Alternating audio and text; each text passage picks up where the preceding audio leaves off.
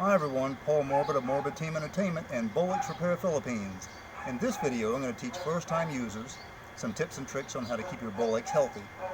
One is your frame rate dial right here. When you're going to run a diagnostic test on your Bolex camera without film, turn it below 24 frames per second as to not damage your Bolex. The next is your battery compartment, which is located here. Unscrew this, and if you're going to be a Bolex user that's going to store it away for a long period of time and not use it that much, remove the battery. Screw the lid back on and put your battery in a plastic bag and store it that way. As we all know, batteries do corrode and we don't want that happening in your Bolex. Okay?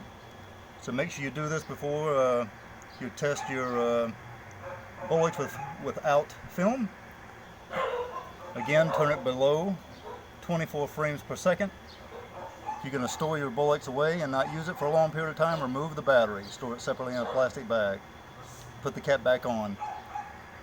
Please subscribe to my YouTube channel for further updates on Bolex cameras. Thank you very much, and bye-bye.